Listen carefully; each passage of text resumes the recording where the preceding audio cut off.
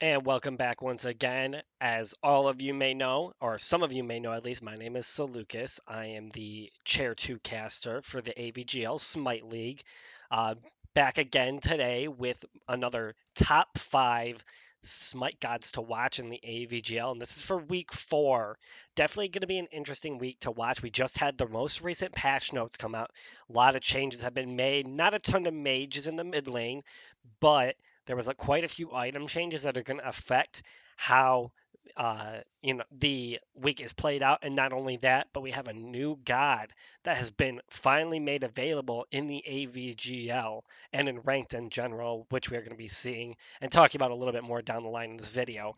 But this week it's going to be kind of a similar format. I'm going to highlight the top 5 gods, one per role, and I'm going to highlight, instead of my honorable mentions, I'm going to highlight some gods that I would just love to see played, just based on personal preference. So, again, let's get started with that. First, we are going to highlight the mid lane. Now, last week, I believe I said the mid laner I picked was Agni. This week, I'm going to be picking the lovely Thoth as soon as I find him. Oh, there he is. So this week, I'm going to be picking Thoth as my top mid laner to watch this week. Um, it's not really anything against Agni, and a lot of mage items just weren't really buffed this patch note. It's just more the consistency of Thoth. We've seen a little bit more consistent play out of these Thoths. His amazing poke has made him a really strong pick in the mid lane. Not only that, he has great clear, especially with the hieroglyphic assault in that wall.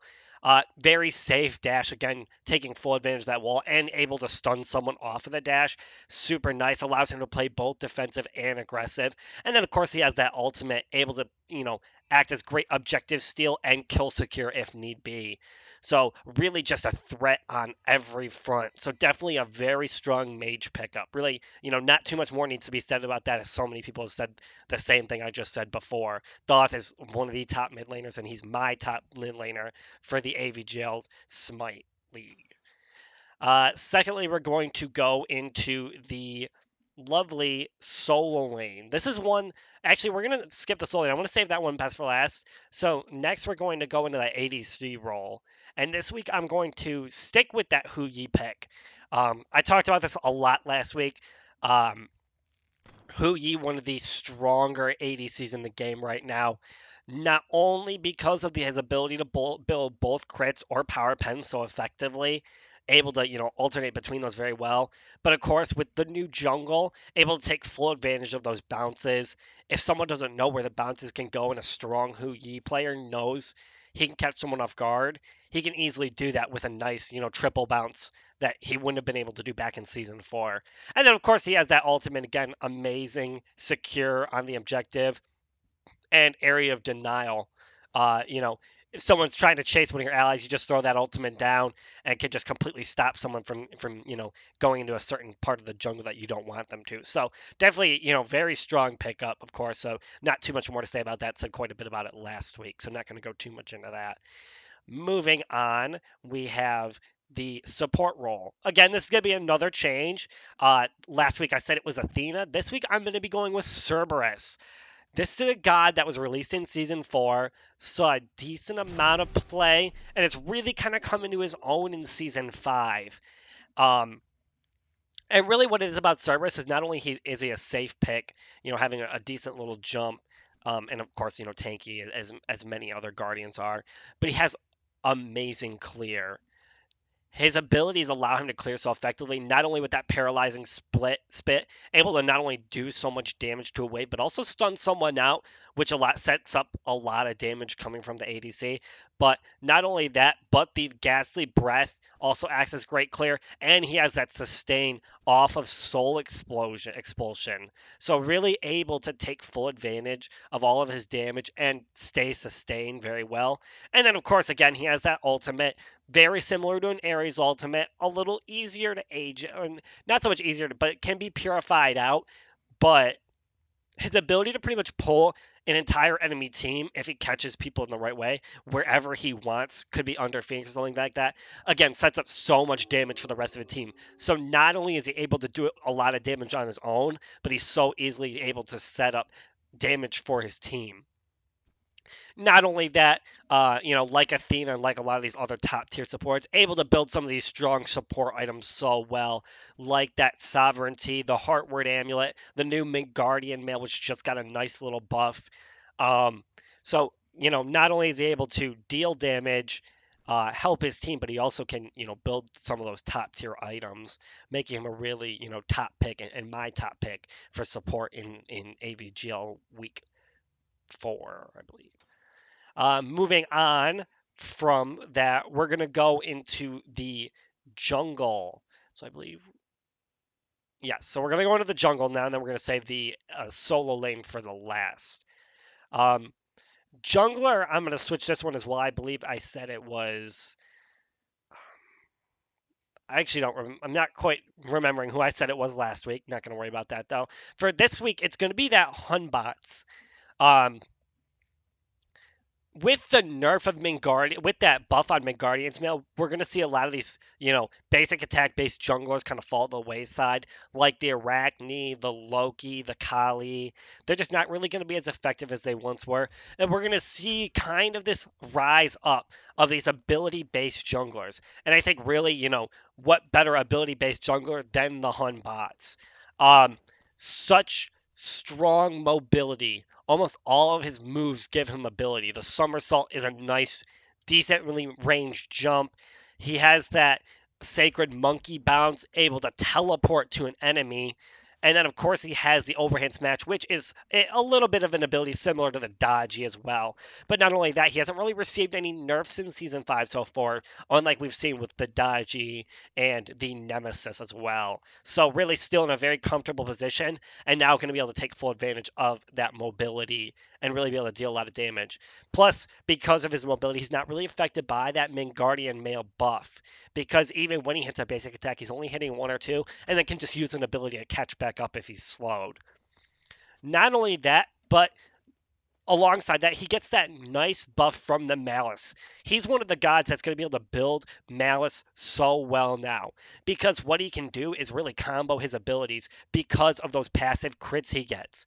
So really, he could, Sacred Monkey Bounce to someone, hit him with a crit, and then hit him with an overhead smash. And that overhead smash is going to do 35% more damage than it normally would, which is really, really, really strong, especially because his abilities at base always do quite a bit of damage. And then, of course, as I've said with a lot of the other gods, great ultimate coming out of Hun Batz. Much like the Hou Yi ultimate, it's great secure and area of denial. But not only that, when he throws it down on an objective, the enemies can't even attack it. They're feared out, so they have to purify.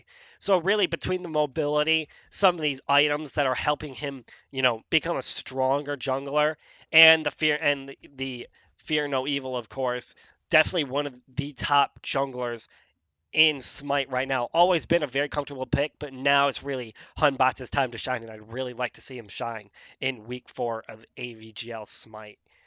And then finally, this is the one I'm really been excited for. Going to be looking into the Soul Lane, and I'm going to be replacing the Cocoon, not only because he got that little bit of a nerf, no longer getting multiple abilities at level 1 if he turns into that rage form, but because the newest god that's been released is finally available for AVGL play and ranked play in general, and that's going to be the Achilles. This is a god that people have been waiting for quite a while now to finally be available into ranked play. This is really, the proving ground for Achilles. We have not seen him played yet at this higher level of Smite. So definitely going to be interesting to see how he plays into, this higher level of gameplay and how these esports professionals take advantage of the Achilles. So really where he shines is not only his ability to build very effectively, but it's his kit. It's his abilities. Specifically, we're going to be looking at the Shield of Achilles and, of course, the Fatal Strike. Really, the one that's going to help him most in the lane is that Shield of Achilles. What makes it so powerful is not only that it's great wave clear, but it's a stun as well. This makes him a beautiful counter pick into some of these ability based clear gods like Nike or Bologna, because not only can he throw that Shield of Achilles out and clear wave, but if he angles it properly, can catch a stun onto a Bologna mid bludgeon or a Nike mid rend and stop their clear. So that allows him to brawl so effectively, even at the early levels, because he can just completely stop the clear of his enemy. Um, Not only that, has great self-sustain with that Radiant Glory. It's pretty much a built-in Gladiator shield, so it's nothing too amazing, but it is a nice little bit of heal, and he has a good dash out of the combat dodge as well, able to dash twice as long as he hits that spear on an enemy. But of course, not just look at the shield strike, we have to look at that ultimate as well. Um, this is really such a strong ultimate, especially in team fights, able to have that 30% execute threshold. They call Scylla the queen of pentakills. I think Achilles could be the king of pentakills if the proper situation arrives, because he's able to chain that execute so effectively. And not only that, even if he only gets one execute, he can use that second one as a dodge as well, able to dash out of a tower or something like that. So not only does it make him great at, securing kills with the execute, but it also makes him fairly safe as well. He's going to be able to dive in, get that execute, and then maybe use the second reset to dash out of a tower or dash away from an enemy and get back to the safety of his team. So definitely, helps him a lot, not even if he doesn't get more than one execute with the ultimate. But really, not only are his abilities what makes Achilles so effective, but it's his flexibility with that passive, the Gift of the Gods, able to kind of switch between that jungle and solo role so effectively. This allows you to kind of pick up this Achilles, have it kind of wherever you want it, if you want it in that jungle role, if you want it in that solo role, and then kind of force out bans you may want. So you can pick up Achilles, say, oh, we're going to take him solo. The enemy thinks he's going jungle, so they ban out a bunch of junglers. And then or they ban out a bunch of sorry, the enemy thinks he's going into the sorry, I'm a little messed up. So let's say you take him into the you want to take him into the solo lane or into the jungle, so your enemy bans out solo laners thinking that you've already picked your solo laner, being that Achilles. They end up banning they end up banning junglers, banning out junglers that they could have had, and then you pick up a solo laner like a Bologna or an Osiris or something like that. Allows you to really kind of mess around with those picks and bans because of how flexible that Achilles is. Now, kind of going, into where I would have talked about honorable mentions, I'm going to be talking about two gods that I would just really love to see played in this kind of last week of regular matches for week 4 of AVGL Smite. And the first of these two gods is going to be the Sun Wukong. This is a god I played quite heavily in Season 4. I'm a solo main myself, so I'm very comfortable in that solo lane. And, you know, Wukong was really a strong, one of my favorite soul laners to play. He's definitely a little bit stronger now, got a nice little buff onto that magic cudgel, going to allow it to do a little bit more damage because he's lacking that blue stone, and the mana reduction is going to make it cost a little bit less. But really what makes Wukong a little bit more effective in Season 5 is that faster mana buff. Having that buff up more often, almost immediately as it comes down, if you pick it up properly, it's right back up. So he relies so heavily on mana that having that mana buff pretty much on yourself the entire laning phase is so nice, because you really don't have to worry about that mana nearly as much as you did back in Season 4 and in previous seasons. But not only that, he's a very safe pickup as well. Again, the Magic Cudgel has great range, decent damage now, and able to poke out waves very effectively while not allowing people to aggress on him, because he can kind of just sit at the back of the wave or sit under towers, so he doesn't have to worry about like a Cocoon or an Achilles being able to really pressure him out and catch a first blood early level. So really just a very safe pickup. Not only that, he has the ultimate as well. The Somersault Cloud helps to heal him up, gets him out of danger, untargetable when he's in that, so you can kind of throw that out if need be as well. Going to make him a very safe pickup. And then he has that 72 transformations. You know, can use the Ox knock up if need be to get out of a situation, or the Tiger stun to stop an enemy from clearing. And that's really kind of where his aggression comes in, is with that Tiger stun. Able to, come in, dash in on someone, stun them out, hit him with a cudgel, hit him with a master's will, and, can actually do quite a bit of damage. That's really where he shines, is if you can hit that Tiger stun and take full advantage of that 72 transformations. That's where Wukong really shines.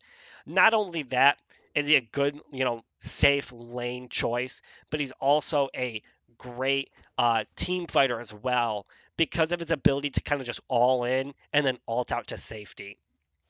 What you can kind of do is hit them with that Ox knockup, hit, two or three people, catch them with the Master's Will, and hit them with a cudgel. That's not only disrupting a lot of what an enemy team might be trying to do, slowing them down, setting them up for damage from your allies, and then also, setting up damage from that cudgel as well. So doing quite a bit of damage. And then, if worse comes to worse, he can just ult up, wait for his team to kind of get around, and then come back down. His cooldowns will be reset, and he can use that Ox and Master's Will all over again. So really, not only is he a great solo laner that's a very safe pick into some of these aggressive gods, but he's also a great team fighter as well, able to use that full range of his kit to really help his team set up a lot of damage and deal a lot of damage on his own. And then really the only other god I wanted to highlight would be, what was it? I actually just had it. So for me, it's going to be,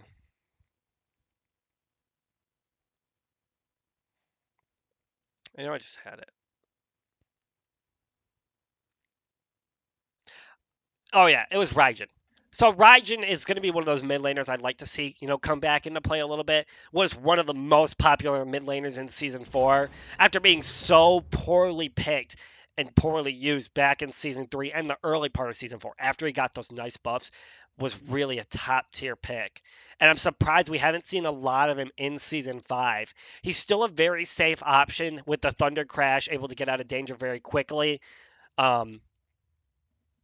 And then, of course, has great clear with the Percussive Storm and the Raiju. He's also, again, able to build some of those stronger mage items so effectively, like the Mage's Blessing, able to proc that off the Raiju along with the Percussive Storm, could do a lot of damage, and Warlock Staff as well.